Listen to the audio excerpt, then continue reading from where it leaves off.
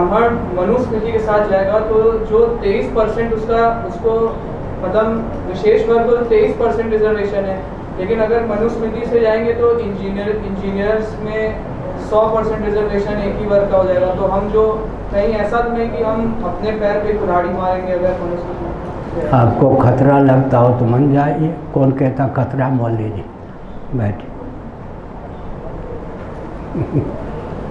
आपको मनुस्मृति मानने में खतरा लगता हो मत मानिए। अम्बेडकर का सिद्धांत मान लीजिए, कौन मना करता। मोदी जी का सिद्धांत मान लीजिए, आदित्यनाथ योगी जी का सिद्धांत मान लीजिए, कौन मना करता। प्रवृत्ति की सार्थकता निवृत्ति में है, निवृत्ति की सार्थकता निर्वृत्ति मुक्ति में है, मनुस्मृति का यह सारांश। और अपने स्वधर्म का पालन करने पर लौकिक उत्कर्ष भी होता है, पारलौकिक उत्कर्ष भी होता है, परमात्मा की प्राप्ति का मार्ग भी प्रशस्त होता है। मनुस्मृति का सारांश। इसे कौन असहमति व्यक्त करेगा, जो जानकार नहीं होगा वही। अब स्वतंत्र भारत में विषाक्त वातावरण प्रस्तुत किया गया। प्रश्न यह उठता है कि ब्रिटेन में परंपरा प्राप्त राजवंश नहीं है, वैकल्पिक राजवंश है। वहाँ की महारानी 94 साल की हो गई।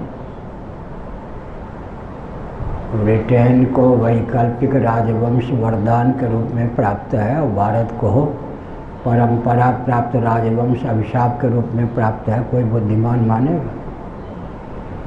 वैकल्पिक पोप क्रिश्चियनों को वरदान के रूप में प्राप्त हैं जो ब्राह्मण नहीं है। वैकल्पिक ब्राह्मण क्रिश्चियनों को पोप के रूप में प्राप्त है और हमको प्रामाणिक आचार्य जो प्राप्त है वो अभिशाप में कोई स्वीकार करेगा? समझ में आएगा? जब विकल्प से काम चला रहे हैं तो हमारे पास तो मुख्य धारा है, शिक्षा, रक्षा, अर्थ, सेवा, स्वच्छता आदि के प्रकल्प सदा संतुलित रूप से समाज को सुलभ हों। इसकी स्वस्थ परंपरा क्या हो सकती है? इस रॉकेट, कंप्यूटर, एटम, मोबाइल के में भी इस पर विचार कीजिए। कल भी मैंने कहा था, परसों भी कहा था, यह तो रोज ही आ रहा है। शिक्षण प्रशिक्षण के बल पर अगर ब्राह्मण क्षत्रिय आदि बनाएंगे, आवश्यकता तो होगी ना। शिक्षा, रक्षा, अर्थ, सेवा, स्वच्छता के प्रकल्प तो चाहिए समाज को, 5 विभाग तो चाहिए।